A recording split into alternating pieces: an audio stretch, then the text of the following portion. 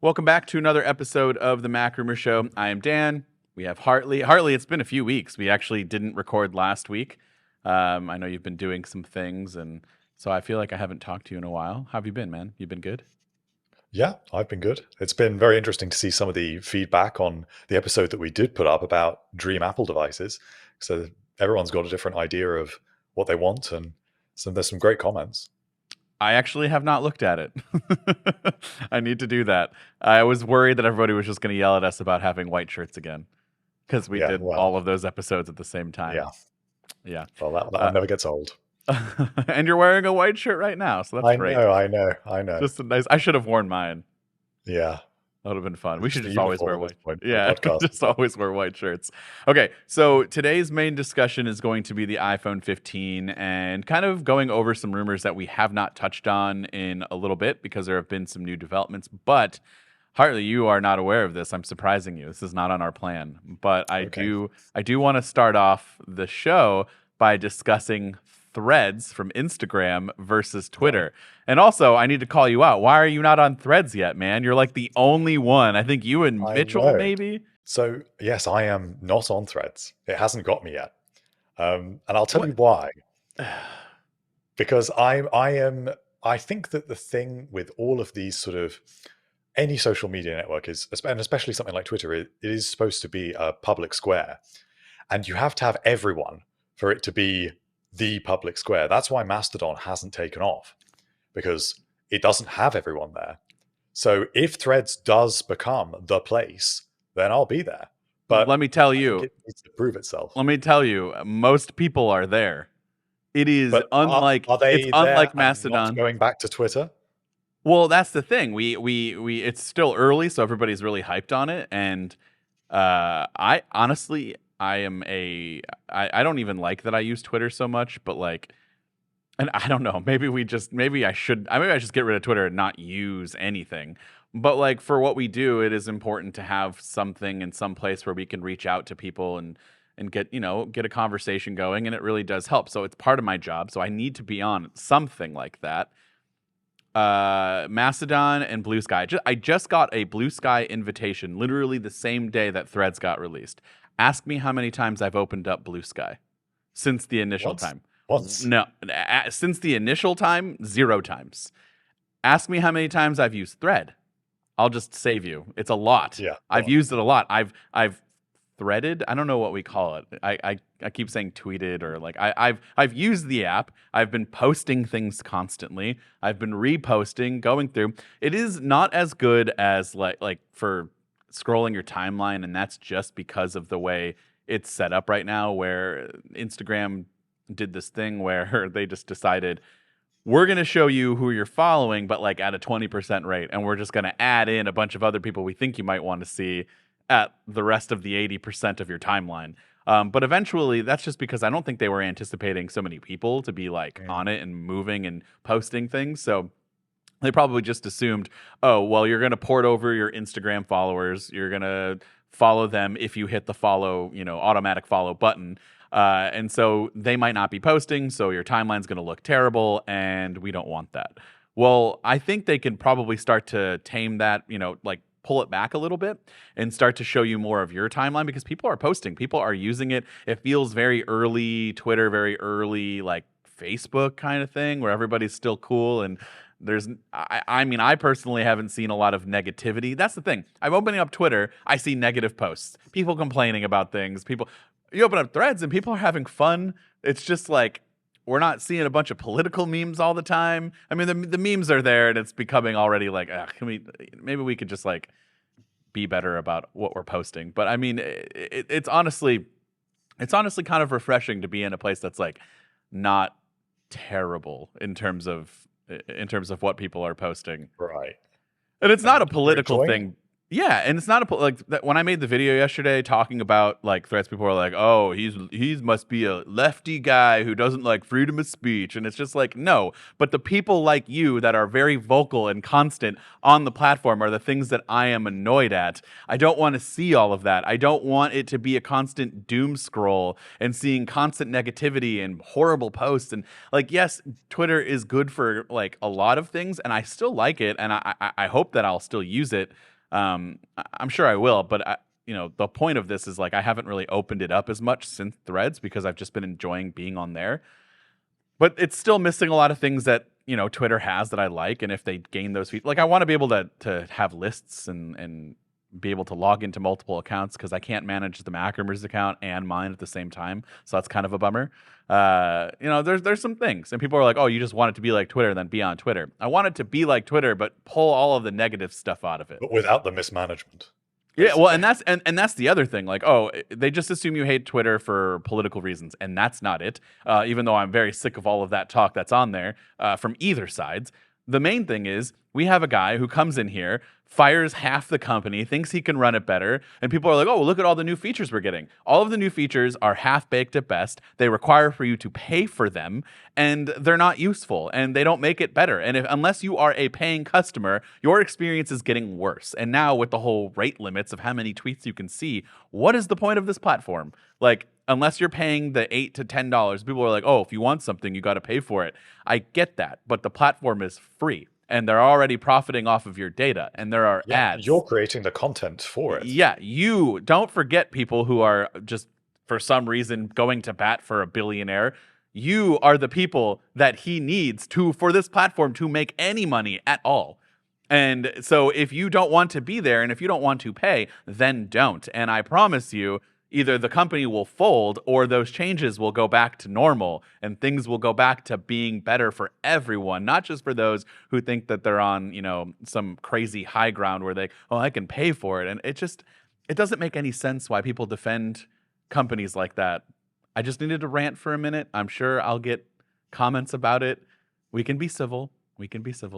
But Threads. Well, not on Twitter, apparently.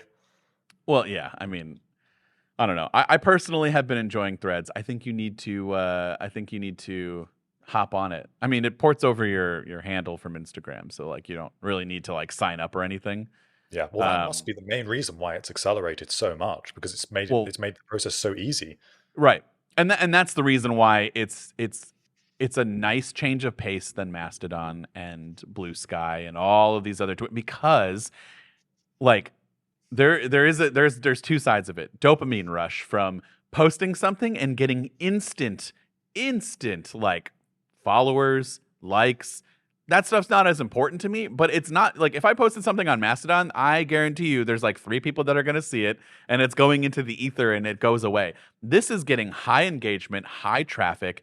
Like it's wild. And because of that, it makes it interesting to be on a platform that already has people that you are already following by one click, and they're already following you. So, I mean, it's unlike any other app. And so that's why I say you should at least give it a shot. Is it going to last? I don't know. I have no idea. I hope so. But,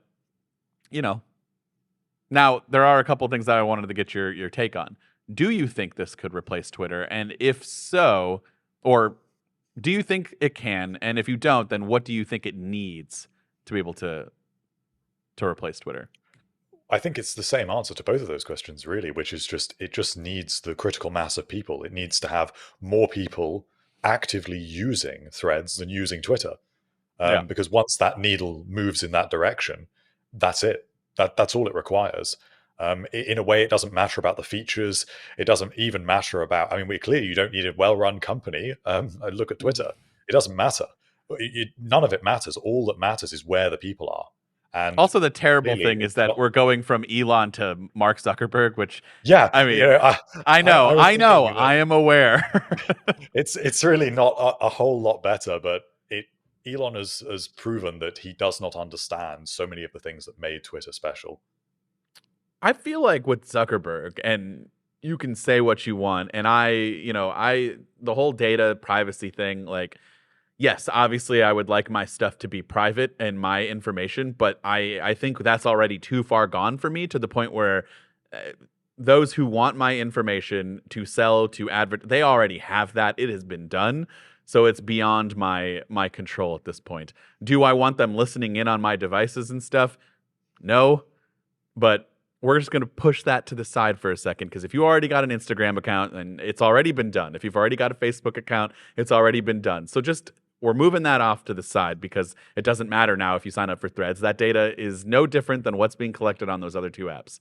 Now, with Zuckerberg, my point is, I feel like he does a good job of letting others that he puts in charge do what he wants them to do. And I could be totally wrong. I have no evidence on this, but it's just, he's not vocally like, oh, I'm doing this and we're gonna, He's not quite the same sort of egomaniac. Yeah, I mean, he might be, but he's not public about it. And you know what? That's all I ask of my billionaires that are running companies. Like, maybe just don't be publicly douchey about things. Let the people that you hire do their thing. Like, there's a guy who runs Instagram who's running Threads, and he's posting all of the updates, and he's, letting his engineers and everybody do the work and letting them get the recognition. It's just not something we've seen since Elon's taken over. Like, I don't know. And I'm coming from somebody who appreciated his stuff back in the day. I still drive a Tesla. The car's great. Company, on the other hand, we'll see. But anyways, with that said, so you think that it needs the users, and personally, I think that's going to happen sooner than later at this rate, because they've already crossed like 10 million users that signed up for it in like the first day, and they're on track to potentially hit like 100 million by the end of next week if this rate continues. And I think Twitter has 300 million active users. So, I mean, by the end of August, they should be at it if it keeps going at this rate. It's the question of, if the average user, if you say cross that threshold of choosing to post on Threads and not post on Twitter, yeah, because Threads is the place. That's how it needs to be. That's the point it needs to get to. I have not posted on. Well, I have posted on Twitter since, but it's been to have people come follow me on Threads. Right. I have not posted anything really of note since it. I have barely opened the app. Like, it's working for me, but if everybody stops doing what like we're doing right now and goes back to Twitter, then that's really just going to be the ultimate downfall. So we'll see. What do you think of the lawsuit that's happening now? Yeah, I mean, that's a whole other dimension to it, isn't it? Yeah. I don't think that's going to go anywhere. I mean, I'm not an intellectual property guru, but one does wonder, if you fire all of your employees and then those employees go and work for a rival company, you can't be surprised if they just continue effectively the same work. It's not exactly trade secrets. They've not taken data with them. Well, I think I read something that said that Instagram had 0 former Twitter employees working on Threads, which I don't know how, but if we take them at their word, then that's, I mean, there's nothing you can do about. You can't sue them because their app's doing better than yours. Then you're gonna have to sue Mastodon and Blue Sky. I mean, literally, the guy who sold Twitter to Elon just created his own other Twitter. So, I mean, if he's not getting sued, then I'm sorry, but I think Zuckerberg's just pulling another Snapchat for this, and just gonna do what he wants. I don't know. Maybe the solution is that we all just not use this stuff anymore. But that would also be good, I think. I'd be fine with that too. I mean, either one. We've all just got to agree. That's the thing. Yeah, it's exactly. The same thing. Yeah. All right, we'll move on to. But I'm curious if everybody, how everybody feels about it, because this is like kind of the talk, and the fact that Threads was really trending by a lot on Twitter is also hilarious to me. So it is, it is kind of the talk of the town right now. But also, so is iPhone 15. And let's start with the regular iPhone, because I made a video on the iPhone 15 Pro, rumors, and a lot of people were like, what about the regular iPhone 15? Why do people always have bias towards the Pro? Well, it's because it's getting the most interesting features. The iPhone 15 is basically going to be a 14 Pro, right? I mean, minus the extra camera. You're getting dynamic island. Yes. Well, it's What it's else? effectively it's the better way to describe it is that it's iPhone 14 plus the A16 and plus the dynamic island.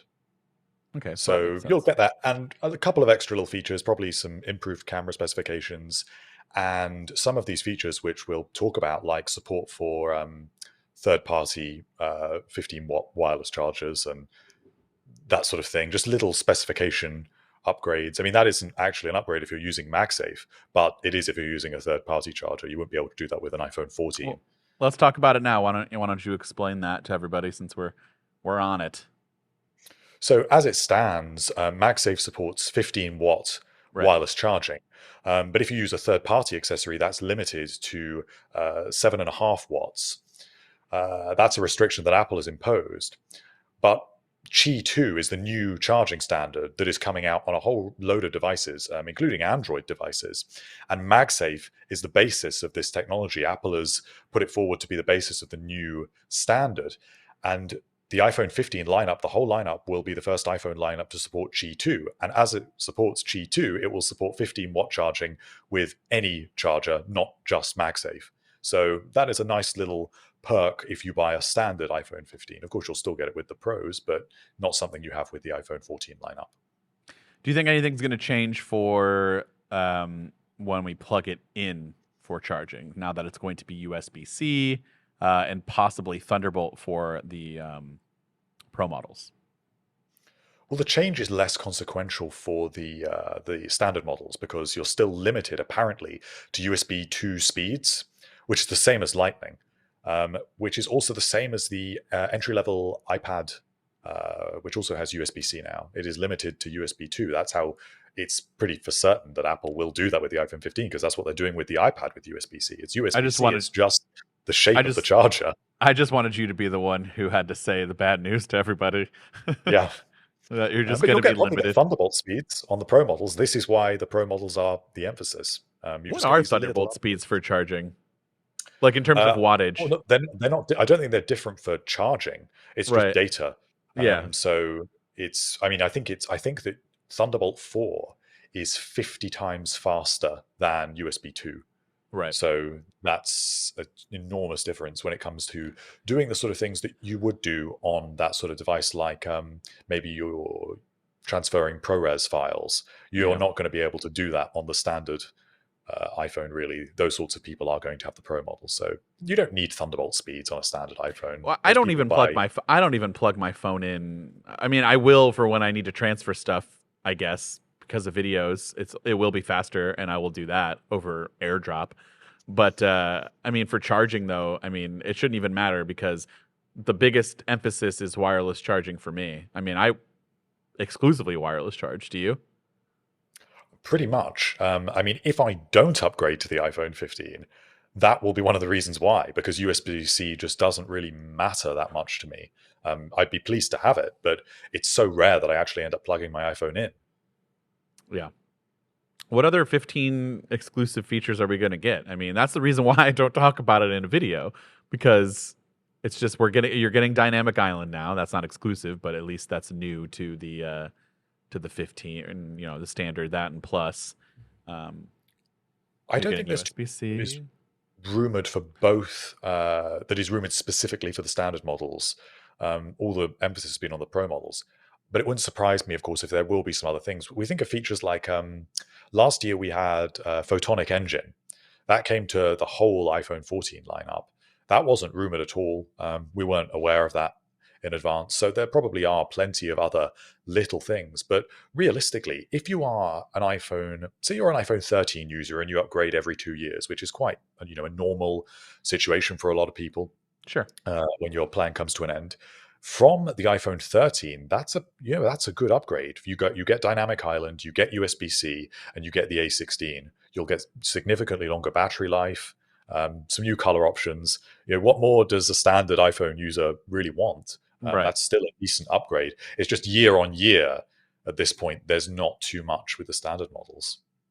The biggest upgrades, honestly, for anyone comes from either when you wait more than 2 years, no matter which model you have, or if you decide to jump from a standard to a pro. I mean, that's really it. So if you are looking for something like pretty drastically different in the iPhone landscape, that's going to be your criteria for, am I going to get a big upgrade? Otherwise, if you're someone who's doing it every year and you're staying within your model, whether it be standard, plus, pro, or pro max, I mean, it's going to feel, for the most part, relatively the same. But that's why we talk about the Pro models, and that's a good transition into the iPhone 15 Pro, because that's going to be getting, a lot of the newer features when it comes to the iPhone 15 this year. So where do you want to start? Camera, design? Let's start with the periscope camera for the Okay. iPhone 15 Pro Max. Yeah, so 15, or I'm sorry, 5 to 6x. I've been seeing 6 is kind of the number. Yeah, I think it probably will fall towards 6, especially considering that we're currently at 3x. I think 5x would be, I think 6x would be the more likely outcome, double the current optical zoom. Now, why is it that Apple won't go right for, matching the top? I believe 10x is what Samsung can offer. Why are they going to 6? I honestly don't know. Maybe it just that technology doesn't provide the experience that they want right now, or maybe they just think that's the sweet spot. Because of course, if you do have 10x, it could be too much, Sure. and then you're going to have to use lots of extra computational photography. And maybe they just think 6x is that sweet spot. I'm not very happy about this change because I like the telephoto where it is. I use the telephoto mainly. I almost always use it over the wide because of the focal length. I don't like the focal length of the wide. I think it's too wide. So I like the depth of field you get with the telephoto. So I'm not going to be too happy with this because my portraits and things that I like to take with the telephoto, now I'm going to have to stand twice as far back. And I'm already standing so far back since we moved to 3x. Yeah. That makes sense. I I don't know if there's a way to do it where they can like offer in, like, how they did the 2x this year, but it's not like a real it's digital basically. You think they can do that again and maybe make that to 3? Or is that pushing I it on the 48 megapixel well, sensor? I don't. I don't think so because that would be a lower than 12 megapixels. I think. Yeah. So that probably wouldn't look great. And of course, it isn't actually changing the focal length, it's just zoomed in. So the thing that I like about the telephoto is the way that you can tell it's a different focal length because the images just look nicer to me. That depth of field and the sort of distortion you get with a wide lens is just better for me. So cropping wouldn't do it for me, unfortunately. But I'm sure, a lot of people will be very happy to have double the zoom. I'm a little bit down on this feature, but it's the periscope aspect is interesting because that is moving in a new direction for this camera technology, and it does open up new possibilities for the future, and maybe even at some point later down the line eliminates the camera bump on the back of the device. You think? You think it'll actually happen? Well, not this year, and probably not next year, but The camera bumps just it keep will getting be the, larger. if anything will do it, it is the periscope technology that will enable that, because you're stacking it in a different direction. So it should be possible. And I mean, I don't know how far we want to get into iPhone 16 rumors, but part of the reason why we are expecting larger devices for the iPhone 16 is because it needs to make more internal space for when the periscope comes to the standard, well, no, the standard size, I should say, the smaller Pro model, the iPhone 16 Pro, because of course this year's periscope will be exclusive to the 15 To the Pro Pro Max. Max. Yeah. And that's the other thing. It's like, it's not only just the Pro. I mean, Apple was at like a 1 year place, right? Where they had it, where both models matched up. And now they're like, nope. Now you got to go big or you got to go home. You can't just buy the smaller one because you like that size. Sorry. How I are mean, I you going think to feel there is. about that? I guess you can stick with Uh, the Pro then, right? yeah, Get your yeah, because yeah. I'm not worried about that change. Yeah. So it lets me stick with it for just a little bit longer. I think next year will be a sadder year for me because not only when I like the smaller Pro phone, they're all getting bigger, and I'll have the periscope camera. So I don't think I'm going to like the iPhone 16 lineup too much. So that's why I think probably I will upgrade to an iPhone 15 and stay on that for a little bit longer. Hartley's going to find a mini at some point, 13 mini, and go backwards. Yeah, I've been so tempted so many times. Me too. Every time I look at it, I'm like, this is great. I probably wouldn't use my phone as much. I just keep it in my pocket for emergencies because it's so tiny. Um, so we're expecting improvements for the optical zoom. What about just overall camera improvements? Any other features? I can't remember what's on the because we keep talking about this periscope lens, and then I kind of neglect the other two sensors. I mean, I know we just made a big bump last year to the 48 megapixel sensor. Anything else in those areas?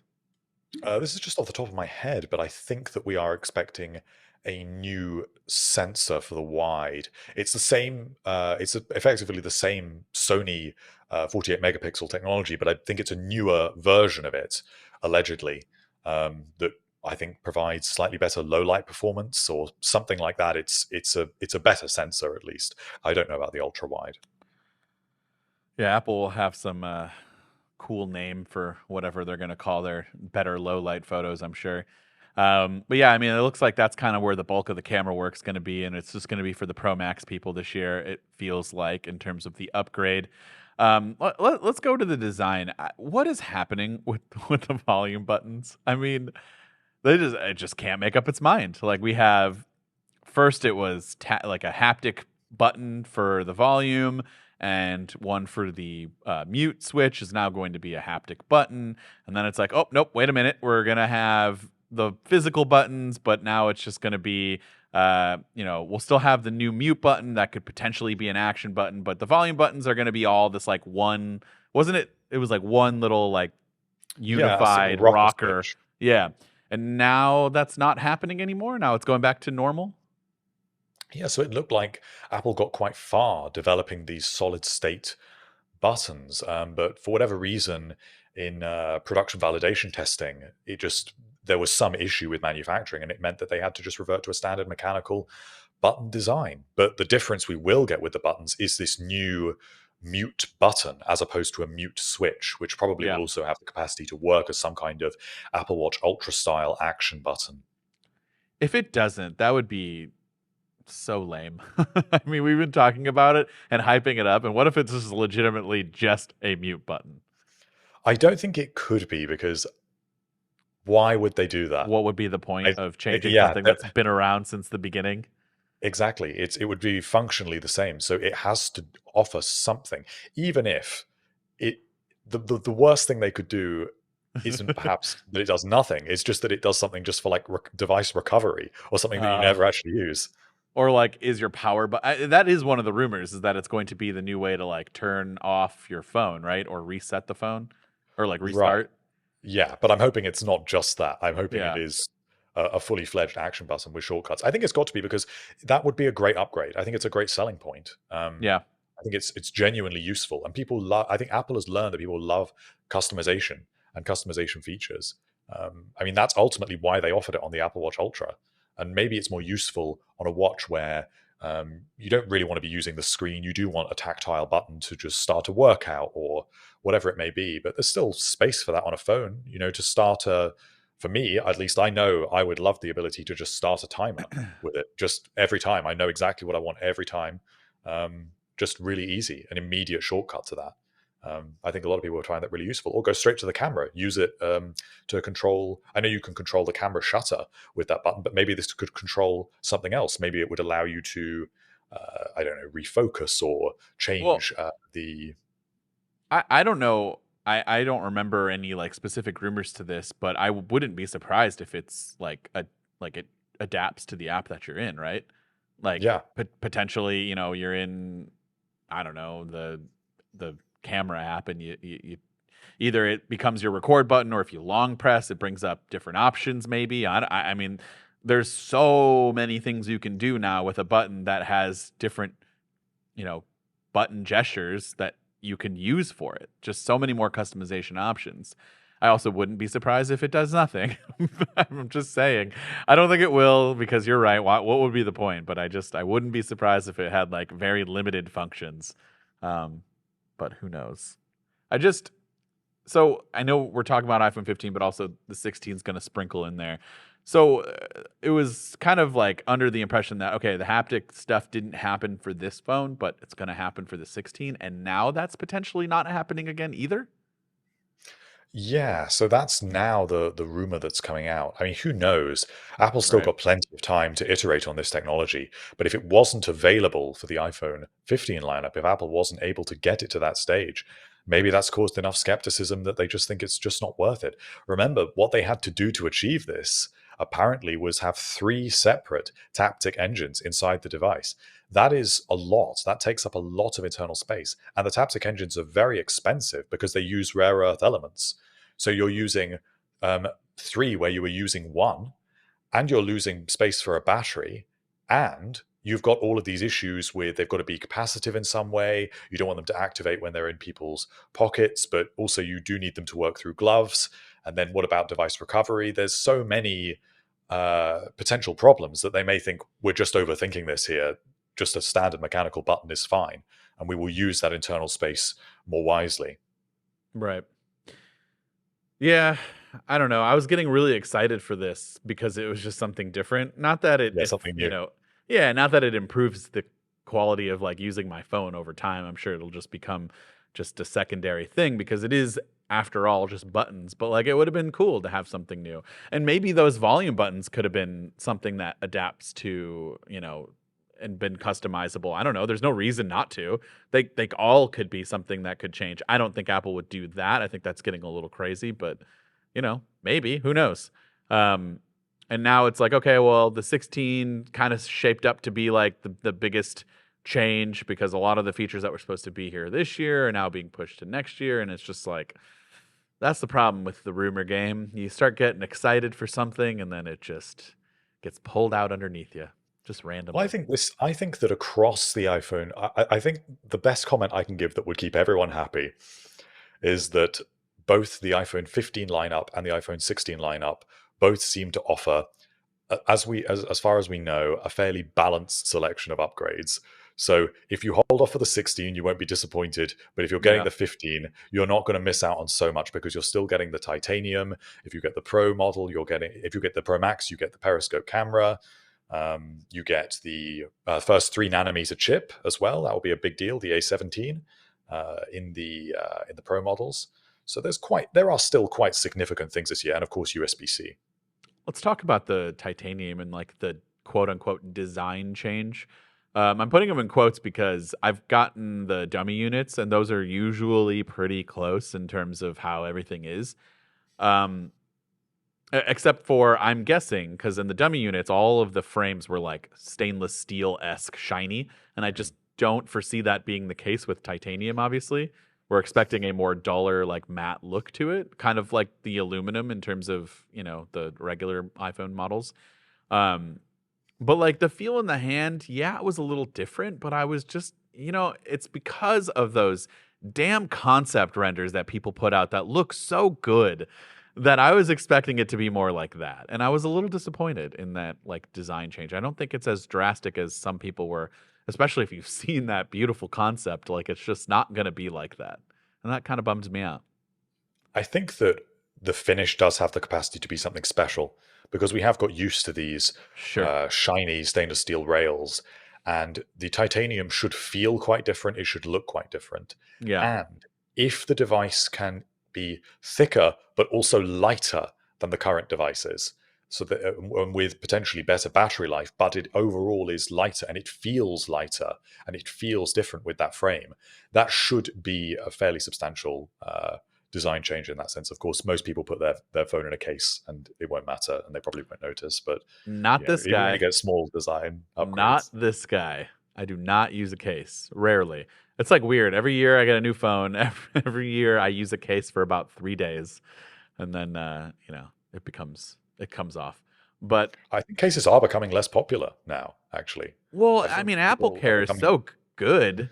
Yeah, and also the devices are getting so resilient now. Yeah, With introduction of things like ceramic shield, and even obviously with the stainless steel. The stainless steel is way tougher than aluminium ever is. So yeah. there are these improvements that do mean you probably can risk not having your a case for a lot of us who just have desk jobs. at least. Well, yeah, I mean, if you're like a construction worker or somebody who I don't know. I'm trying to think of jobs that are like Yeah, construction worker. What am I for? yeah, If you're a police officer, then you probably need a yeah. I mean, you probably need a case. I don't know. Whatever job that doesn't require you to like stand every 30 minutes because you might have back problems from sitting too much. Then you might need you might need a case just in case it slips out of your pocket. But for me, like, I mean, I have dropped this phone and I do have some scratches along the edges. Well, not scratch, like yeah, like scuffs, whatever you want to call it, on the stainless steel there. But like ultimately, if you are someone who doesn't get like weirded out by having micro scratches and stuff on the screen, the back of the phone is almost perfect. So, I mean, you really don't need a case if you have Apple Care. I would recommend like getting Apple Care on your phone because, I mean, if you break your screen, it is $20 to get it replaced. That is not a lot of money in the grand scheme of things compared to $1,300 for your new phone. And if you do end up breaking the entire phone, it's $100, and that is, that's not cheap, but that again is like 10 times less than what your phone actually costs.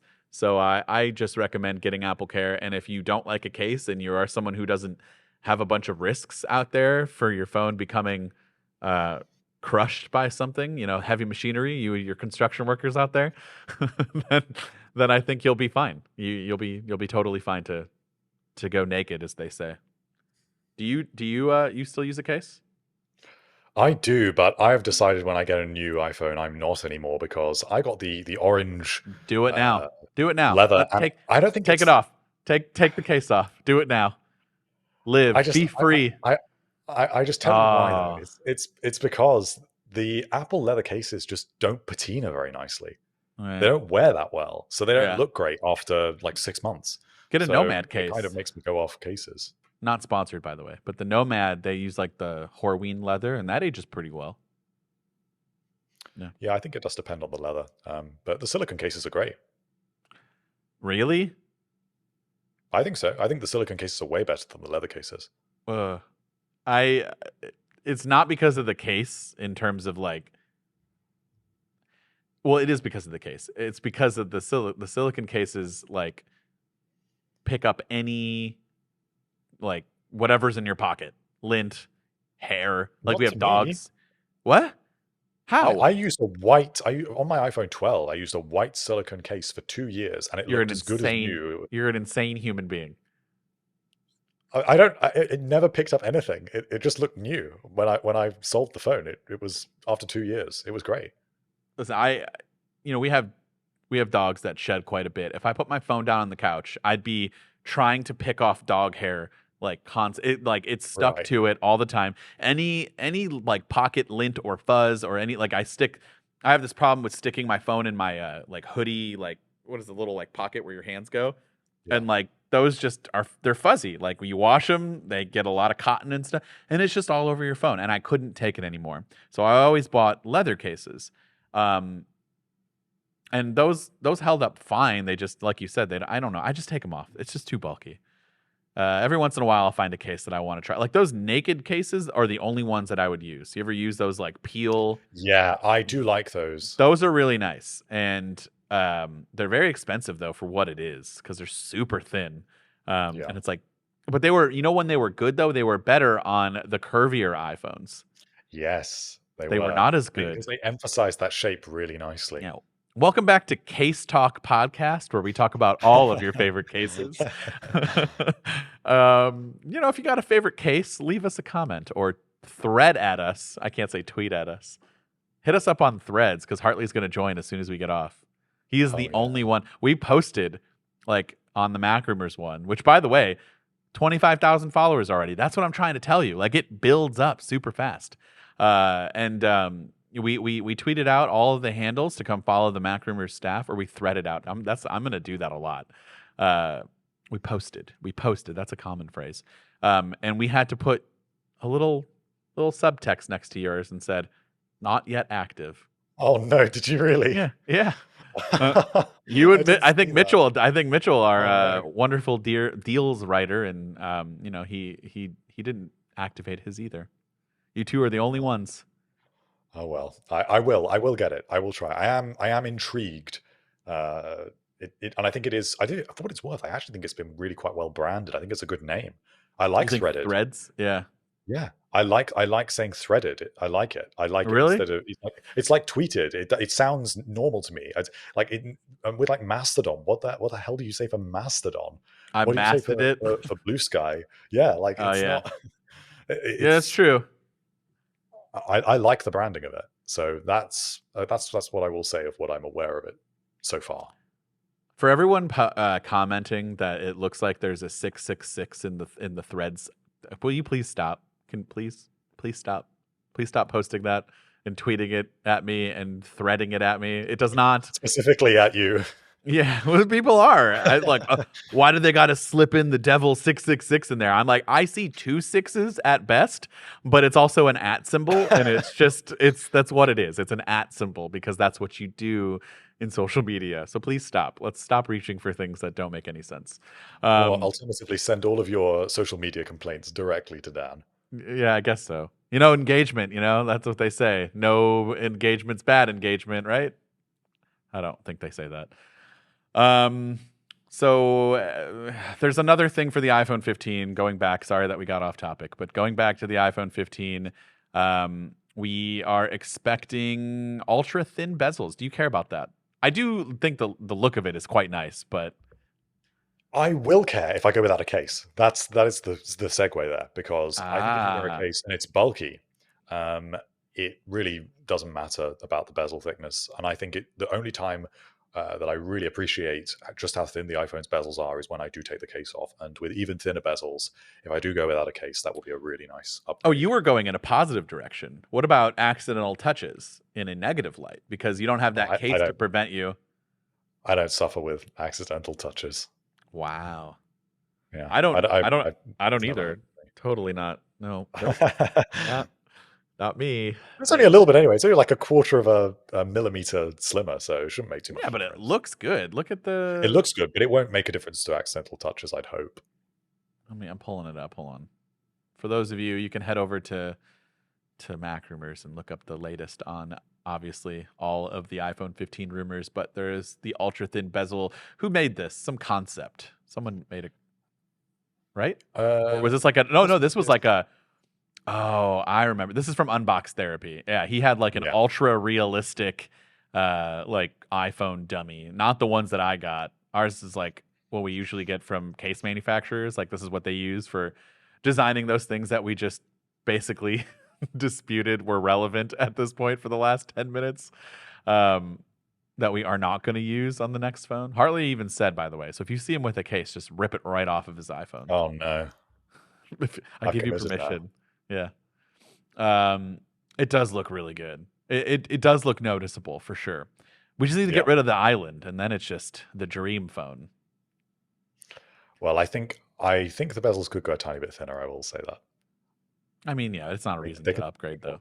they can still go more. But yeah, it's not a reason to upgrade. But I would be if you came from an iPhone 12, which has Oh yeah, bezels quite a bit chunkier, actually. yeah, Um, I think that's a worthwhile upgrade. It make you feel like you've got a new device at least. true. What about okay? Here's the rumor that has been picking up steam, and this is not a good one. What about the 15 Pro Max being even more expensive than before? Well, we're expecting it for all of them, actually. Right. The Pro models, at least, they should be more expensive because I assume that Apple knows that they've cannibalized the sales of the iPhone 14 and 14 Plus with the iPhone 14 Pro models because they're too similar in price. So if they make the Pro models more expensive, they will push more people down to the 15 Plus and 15. That's not cool because as someone who just always buys the Pro models, why punish me? Why punish me because nobody wants to buy? This is my point in the case of we don't need non-pro phones, honestly. Just go back to making one phone. But do you want the boring answer? Is that it's inflation? Yeah, I Because the know. iPhone prices have been basically the same for like 6 years. So sometime they've got to put the price up. I And know. I was surprised they didn't last year. what is the at what point do we get to where like phones are just going to be outrageously expensive? Like they already are expensive, but they can do so much and we use them so much that it justifies the cost, especially since people pay monthly. But like, I don't know, at what point is it going to be reaching like, oh man, I can't say car level payments. Like you could Don't give them any ideas, Dan. you used to be able to you used to be able to like lease what is it, like the Kia Soul for $99 a month. That's we're not that far off right now with iPhones being like $50 a month if you get like a Pro Max. You know, Well, I guess if we go down this, we actually try and consider what will happen with that. If the prices go up this year, and we get, I don't know, say the Pro Max, the iPhone 15 Pro Max is something like, I don't know, $1,200 maybe, something like that, 1,300, just a little bit more. Then next year we get an iPhone 16 Ultra, which sits above the Pro Max, and that comes in at $1,600. And then maybe in 2027, we get a foldable iPhone, which comes in at $2,000. And gradually we do drag up these prices. So it will happen. It will get there one way or another. And then we look further in the future at even more foldables and where that has the potential to go. But probably by then, it'll just be AR, VR stuff anyway. so it's the foldables because that's going to be $2,000. It has It's got to be. be. It's got going to to be, be. yeah. It doesn't have to be, by the way. But No, please don't. But you know what? it's inevitable, I think. You know what? Let's end on that because I got the Pixel Fold and I just want to rave about it. I think it's really good. It just makes me want Apple to do it like now. Like I know foldables have gotten better, and I know actually a lot of people have been. There's a video out there. I'll talk to you about it off the podcast because we're not in the business of calling people out, but there are some people out there who are just putting it down for reasons that are beyond me that I just can't understand. But I think Google did a really good job with it. Yes, there are some chunky bezels in terms of like full, and there's some weird quirks to it, but their software experience is the most similar to what we get with iPhones basically because it is like the way Google intended it to be. And so I don't know, it just makes me really excited. It's just a really good foldable device in my opinion, and it makes me really want Apple to do it. In that particular fashion, would you use that one or would you use more of like the Samsung Flip? I do prefer the clamshell design personally, No, but that's because I prefer a smaller device. So I know, it's I like know. that's the thing. So I think there are merits to both. I do think there are, but I'll take any foldable, to be honest, any Apple foldable. I mean, that's who we are. We'll just buy anything with an Apple logo on at this point, won't we? That's true. And because it's new and all that, I mean, I try to remain unbiased, but at the end of the day, I mean, we are Apple fans too. And that doesn't mean we can't criticize them for things. It's just because we care. We care. We want them to be better when they can be better because we know they can in certain areas. But, anyways, no, with a foldable device, I am very close to switching right Really? now. Yeah. Yeah. I really like it. There are some weird, the software is, that's my only gripe is with software issues. The apps need to be adjusted. That not all apps work well. But I also just put a bunch of things in split screen. I just make a bunch of split screen combos that I would like, and that solves that. Or you can like rotate it the other way, and then a lot of apps I do think work well. from what I've seen, at least, the form factor and the aspect ratio It's of perfect. Google's offering is such a nice sweet spot. Samsung's ones, I've tried them out and they're just not very nice. It's They're weird. very It good. feels weird. They're very good when you unfold it.